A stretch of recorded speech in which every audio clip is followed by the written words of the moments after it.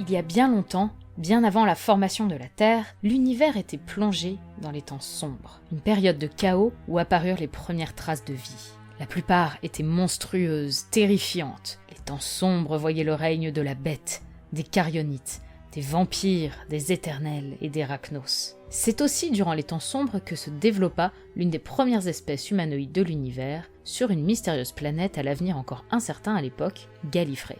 Ces premiers Gallifréens, les Shobogans, étaient une espèce prospère. Malgré la rigueur de leur planète, en grande partie désertique, ils bâtirent une société basée entre autres sur la science, finissant à terme par développer des techniques de voyage spatial. Sans le savoir, les Shobogans venaient de marquer un tournant décisif dans l'histoire de leur planète. Une aventurière Shobogan, Tecteun, traversant l'univers pour en découvrir les secrets, trouva une enfant abandonnée sous un vortex temporel. La ramenant sur Gallifrey, elle découvrit que cet enfant avait la capacité de régénérer ses cellules quand son corps était trop endommagé. Tecteun isola le gène responsable de cette régénération et l'injecta à une élite Shobogan triée sur le volet, qui devint connue sous le nom de Seigneur du Temps. Améliorant leur technologie de voyage spatial et développant une technologie transmat puissante leur permettant de se téléporter de plus en plus loin, les Seigneurs du Temps commencèrent à se faire des alliés sur d'autres planètes, mais également des ennemis. Parmi leurs grands soutiens, les Seigneurs du Temps peuvent compter sur les Sœurs de Karn, une sororité chargée de protéger la flamme sacrée, aidant à produire l'élixir de vie. L'élixir permet de guérir presque toutes les blessures et de prolonger la vie. Puisque tous deux possèdent des solutions pour contrer la mort, ils prirent la décision de former une alliance. Les Seigneurs du Temps protègent les Sœurs de Karn, et celles-ci leur fournissent de l'élixir pour assister les régénérations ne se déroulant pas comme prévu.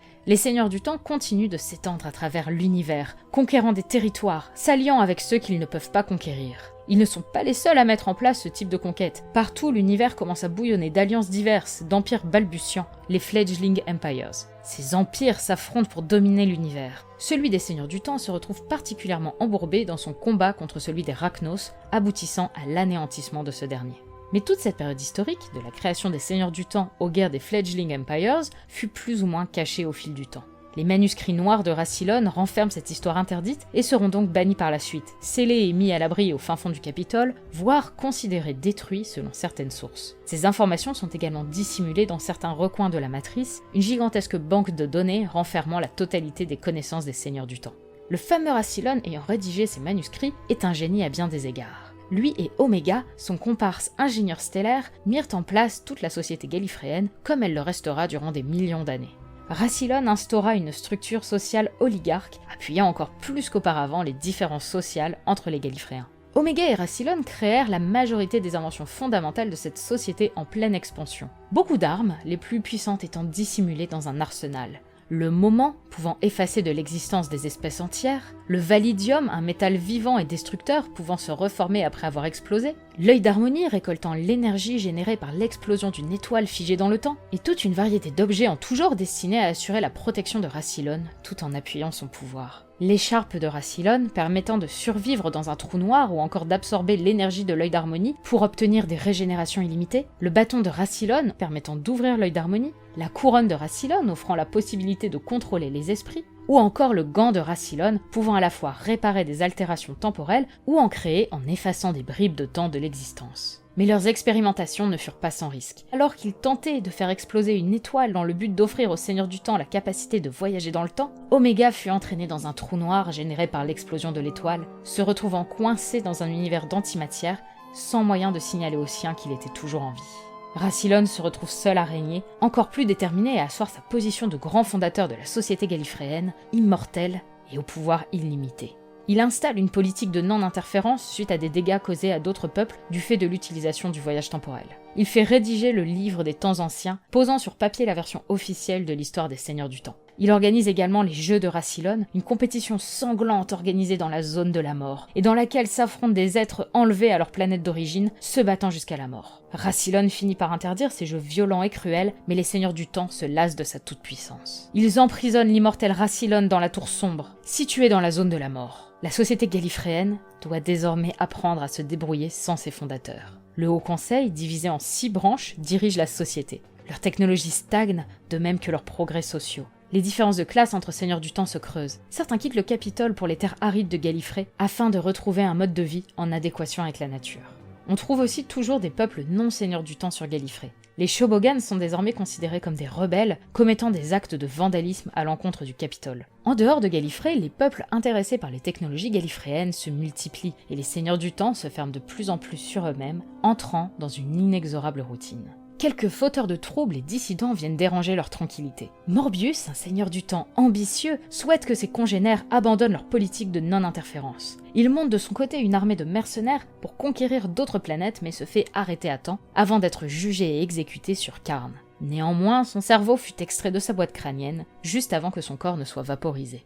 Le Haut Conseil, toujours bien décidé à garder sa position de leader, n'eut aucun scrupule à accuser faussement Saliavin, un membre du Conseil au pouvoir psychique puissant, de compter utiliser ses pouvoirs afin d'accéder à la présidence, l'enfermant dans la prison de Shada et colportant à son propos une réputation de fauteur de troubles. Mais leurs ennuis face à certains membres dissidents de leur peuple ne faisaient que commencer. L'enfant à l'origine de l'évolution des Shobogans en Seigneur du Temps avait bien grandi, et ayant accompli bien des missions au service d'une société secrète, la Division, fut effacé des archives, modifié entièrement et renvoyé dans l'enfance, cette fois-ci en tant que simple Seigneur du Temps. Il se lance dans cette vie toute neuve et prend le nom de Docteur, avant de devenir un renégat après avoir fui Gallifrey à bord d'un TARDIS volé, un vaisseau capable de voyager dans l'espace et le temps grâce aux technologies développées par Omega et Rassilon.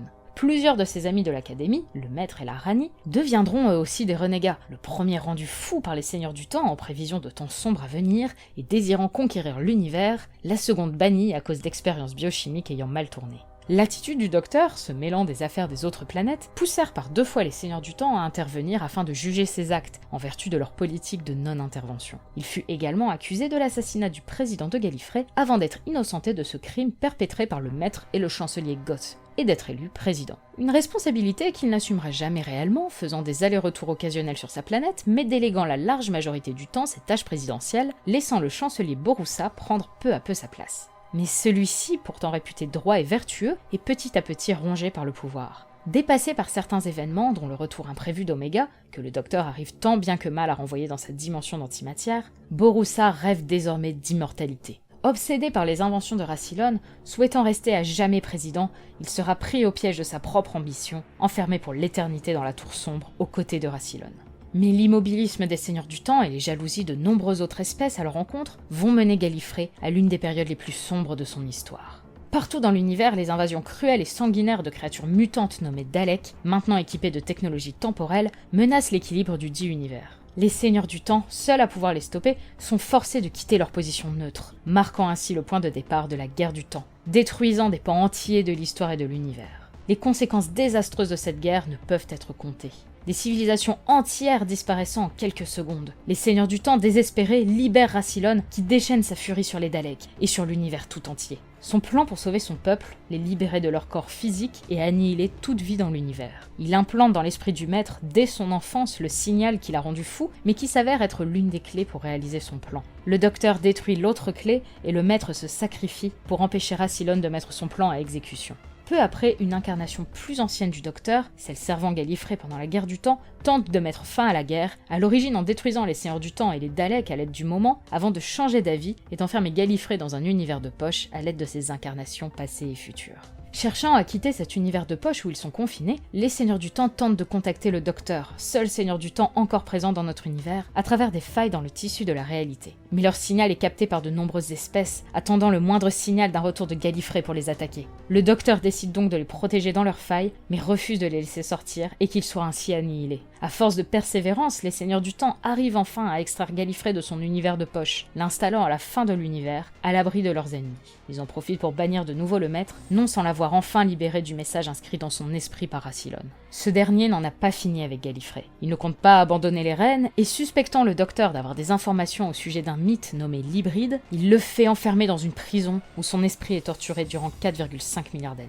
Lorsque le Docteur arrive à s'échapper, les Seigneurs du Temps se joignent à lui, bannissant Rassilon de Gallifrey. Ils retournèrent se dissimuler dans leur univers de poche, et la vie put enfin reprendre son cours. Enfin, jusqu'à ce que le Maître découvre le passé caché de Gallifrey. Furieux d'avoir découvert dans la Matrice que les pères fondateurs ont menti afin d'asseoir leur domination, et que le Docteur était originellement l'enfant intemporel, utilisé comme rat de laboratoire pour fournir leurs capacités aux Seigneurs du Temps, et étant donc une partie du Maître lui-même, il prit la décision de commettre un génocide contre sa propre espèce qui s'est tant de fois joué de lui. S'arrangeant pour obtenir un vaisseau Cyberman, une espèce cyborg, il entreprend de transformer les corps des défunts seigneurs du temps en Cybermasters, une nouvelle espèce mi-seigneur du temps, mi-Cyberman. Le docteur, aidé d'un humain nommé Cocharmus, l'arrête avant qu'il puisse concrétiser totalement son plan, utilisant une arme Cyberman nommée Particule de la Mort pour annihiler toute vie sur Gallifrey.